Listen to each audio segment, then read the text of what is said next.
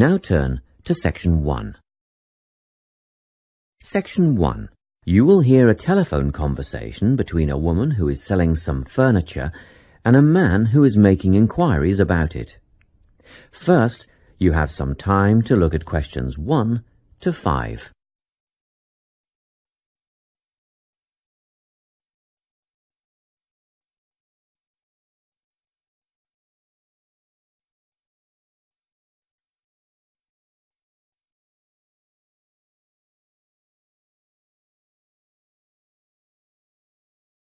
You will see that there is an example that has been done for you. On this occasion only, the conversation relating to this will be played first. Hello, Carolyn speaking. Hello, my name is Lincoln Faraday, and I'm ringing to see if you still have the bedroom furniture that you advertised for sale. Yes, there are 3 items left. 2 bedside tables and a dressing table. The woman said she has 3 items available, so 3 has been written in the space. Now we shall begin. You should answer the questions as you listen, because you will not hear the recording a second time. Listen carefully and answer questions 1 to 5. Hello, Carolyn speaking. Hello, my name is Lincoln Faraday, and I'm ringing to see if you still have the bedroom furniture that you advertised for sale. Yes, there are 3 items left. 2 bedside tables and a dressing table. Oh, good. They're just the items I'm after. Tell me, what's the construction of the bedside tables? I mean, what are they made of? Well, they're a matching pair and they're made of wood.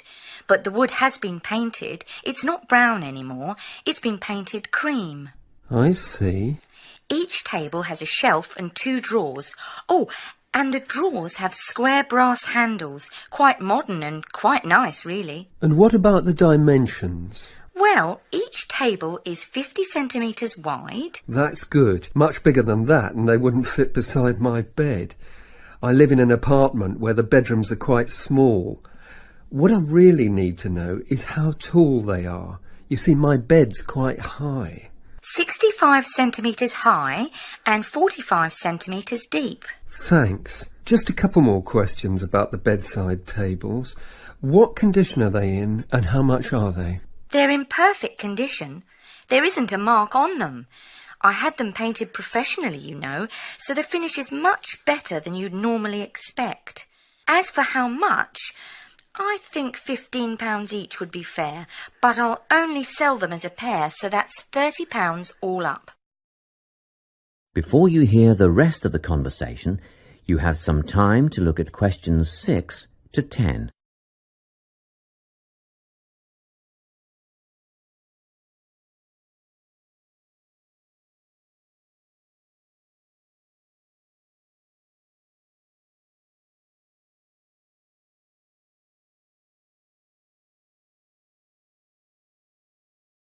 Now listen and answer questions 6 to 10.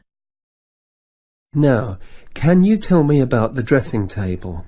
Yes, it matches the other tables in colour and style. Good. How many drawers does it have? 5 altogether. The bottom 2 drawers hold more as they're deep. And the dimensions? How wide is it? That's all I need to know. It wouldn't be more than 1.5 meters, would it? Well, just under, actually. It's 1.25 metres across. Does it have a mirror? 3. Sorry? It has 3 mirrors. You know, a central one and a narrower one on each side. And they're all adjustable. I see. And the overall condition of the dressing table? Well, it has a couple of scratches on the surface, but it's still in good condition, so I'm asking £50. Could I call round and have a look later today?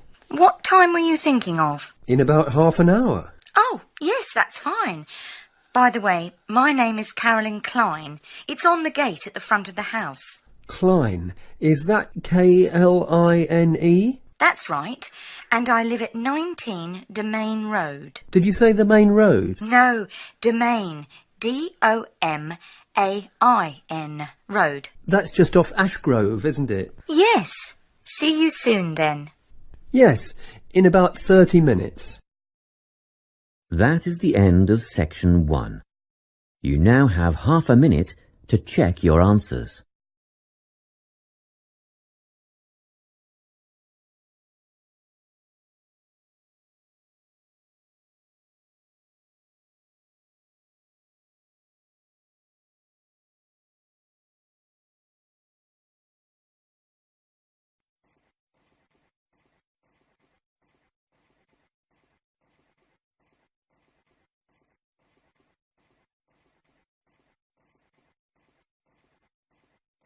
Now turn to Section 2. Section 2. You will hear a talk about a pool and outdoor venue created by some people. First, you have some time to look at questions 11 to 14.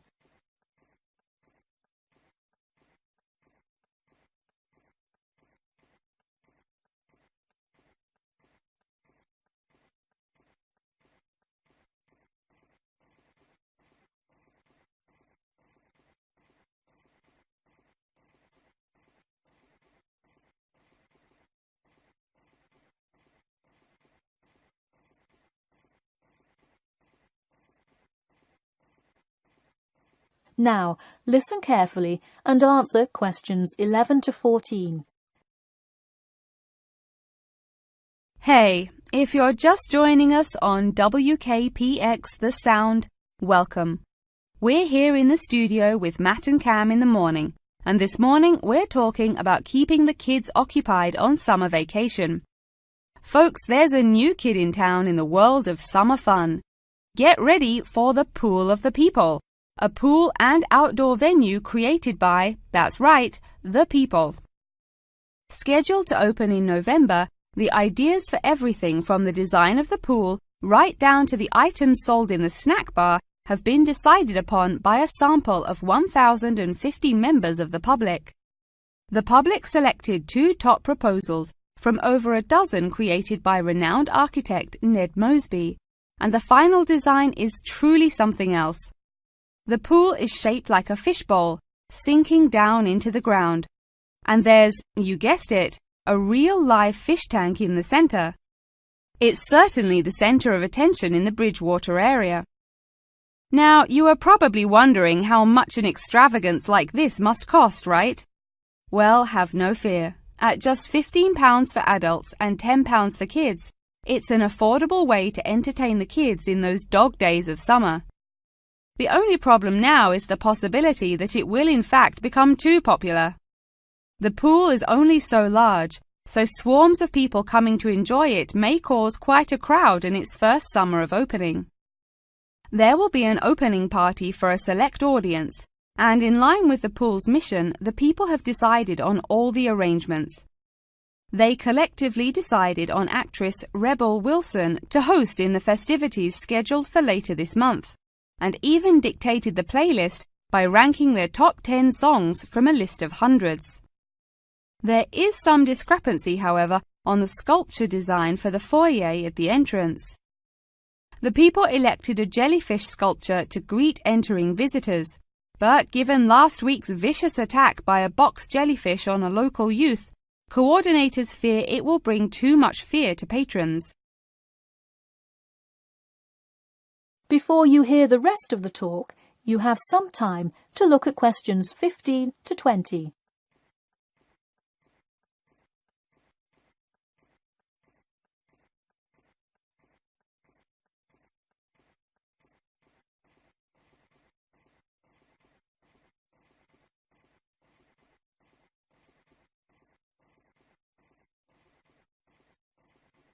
Now listen and answer questions 15 to 20. The theme of the clubhouse is set to be International Waters, with a different section representing each continent, designed by the legendary local artist Roberta Annuzzi. Representing Asia in the reception area will be a mosaic made up of prominent animals indigenous to the continent. A camel, a panda, and the Siberian white tiger, to name just a few. In the West Lounge, feel the cool, icy vibes of the Transantarctic Mountains of Antarctica.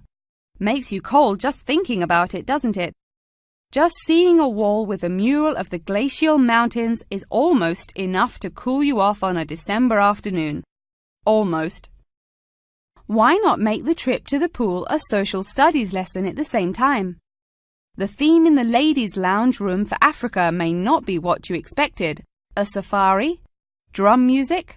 The Nile River? No. Did you know that Africa was home to the first jewelry? I sure didn't. By contrast, as you may expect, North America's theme for the card room is as modern, even futuristic as it gets. Anazi created for North America a sort of absurdist print, interestingly juxtaposing the moon landing of 1969 with an abstract depiction of humans living on Mars. Seems to me like an interesting commentary on the future of space exploration. And in the men's lounge room, the ancient forts of Sparta, Rome, Greece, and other European civilizations fittingly exhibit the strength and combatant characteristics of these societies. Finally, the cafe and breakfast room area is an enchanting round room that draws all attention to its center, where there is a strikingly realistic sculpture of a volcano. The delicious food may actually be only the second most exciting part of this room, in comparison to the 9-foot statue, complete with brightly colored molten lava to characterize South America. Honestly, it is like a museum visiting each room of the clubhouse. Why not make the trip to the pool an educational one for the kids?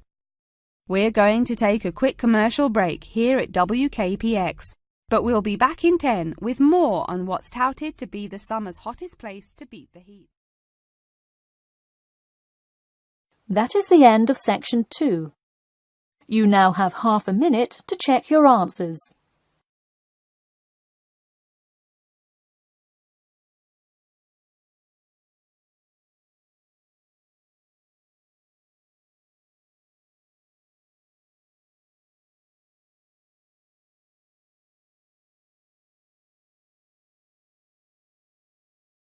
Now turn to section 3. Section 3. You will hear Tom and Annie, 2 students, talking with their professor about the assignment. First, you have some time to look at questions 21 to 26.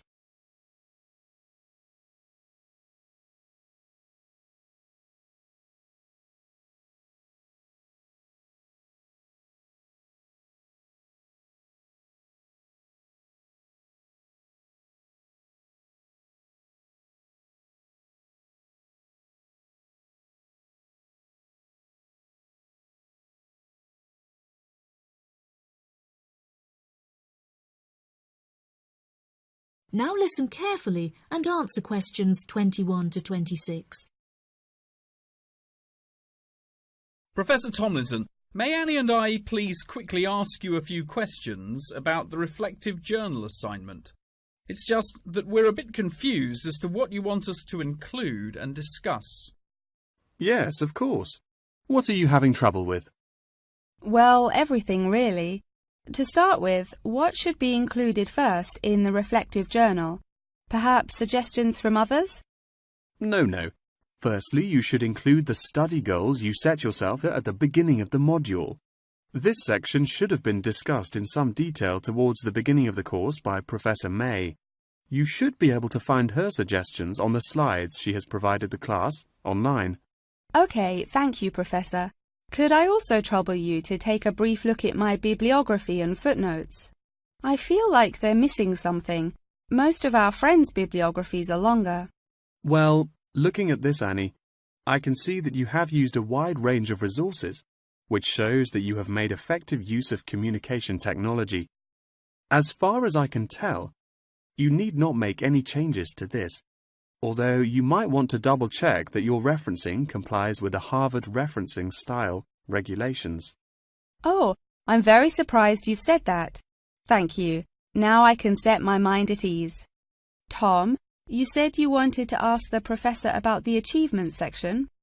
Ah, yes, Professor. In the assignment guidelines, we're asked to introduce and elaborate on our biggest achievement in the past, saying which skills we learned in the process and how these skills can be transferred to various different future careers.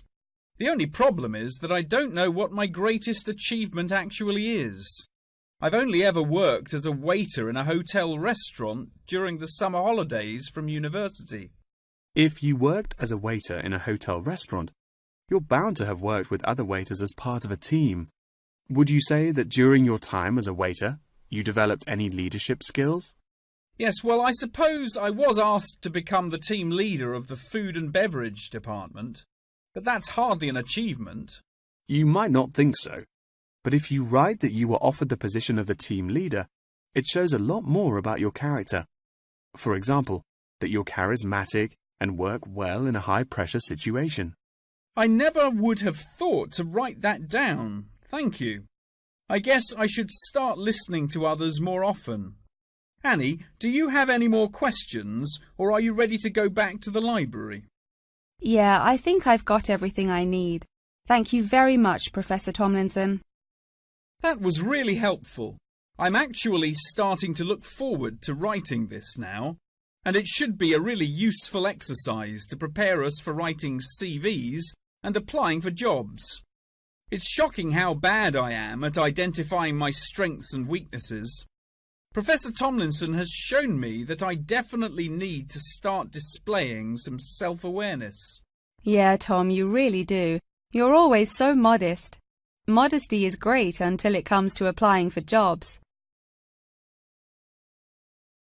Before you hear the rest of the conversation, you have some time to look at questions 27 to 30.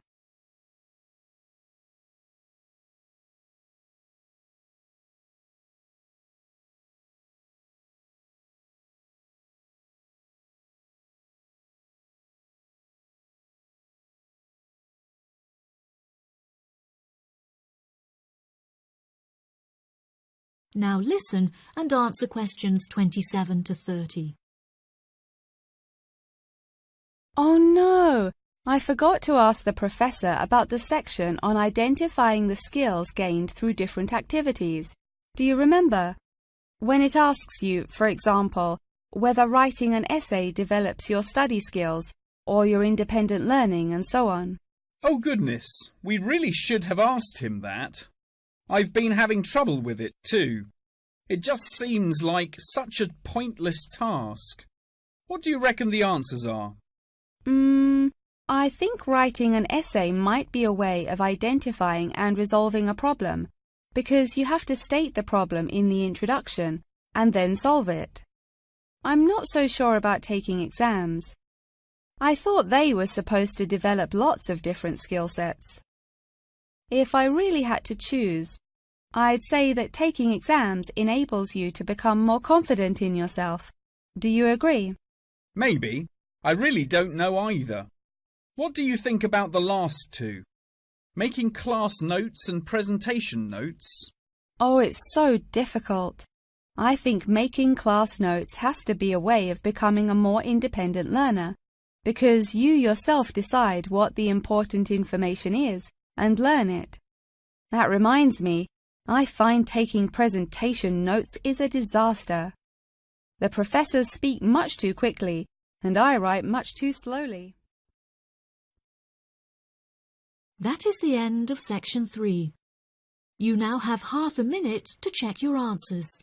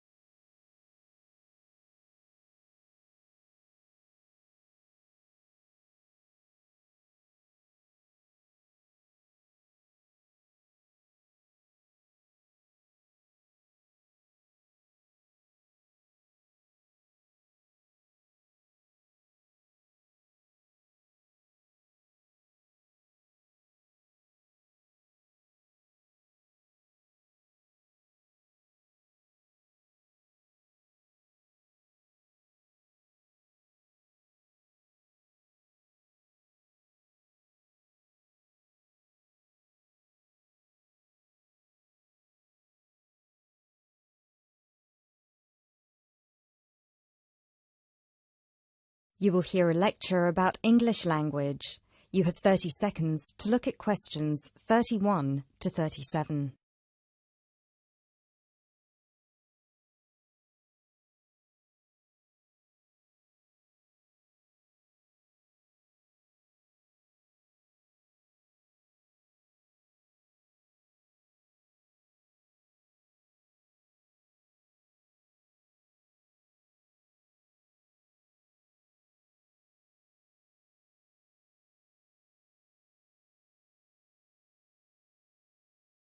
Those of you who were here last week will remember that we talked about the journey of the English language from its early Indo-European origins through to Old English, Middle English, and then to early and late modern English before it reached the form that it has today.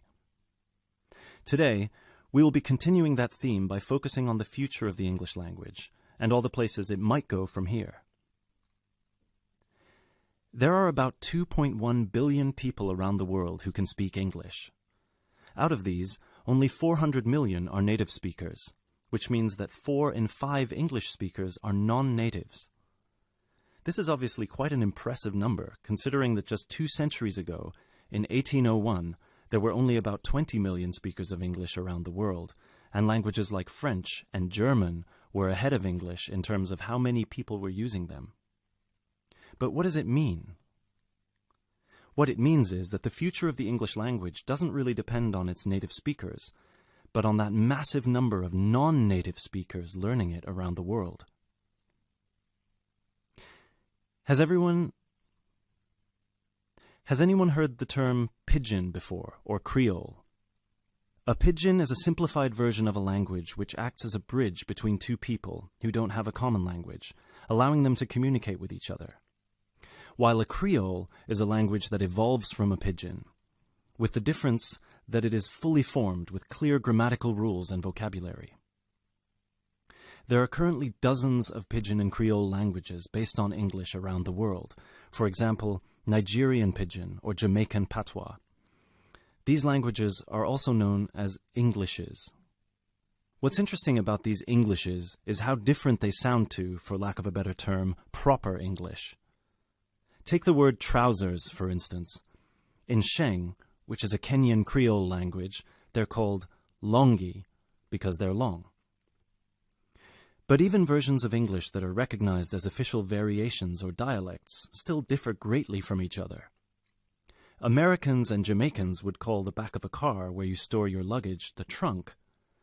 Britons, Australians, Canadians, and other Commonwealth countries would call it the boot. A subway in the UK is a tunnel under a road that allows pedestrians to cross safely. In the US, it's an underground train. You might think of these differences as minute, but when you take into account the dozens of different versions of English out there, a very intriguing parallel arises with another language from the past: Latin. Latin, too, used to be a lingua franca. Nowadays, it's all but dead, spoken only by a few clerics and scholars. At some point in history, it splintered into various different languages which became known as Romance languages. For example, Spanish, Italian, or French. There are some that theorize that the same thing might happen to English in the near or distant future, that all these Englishes we have today in different countries will continue to develop, so pidgins will turn into Creole languages, and Creole languages will turn into just languages, and English itself, as we know it today, will disappear, or become less and less important. It's an interesting theory, if nothing else. You now have 30 seconds to look at questions 38 to 40.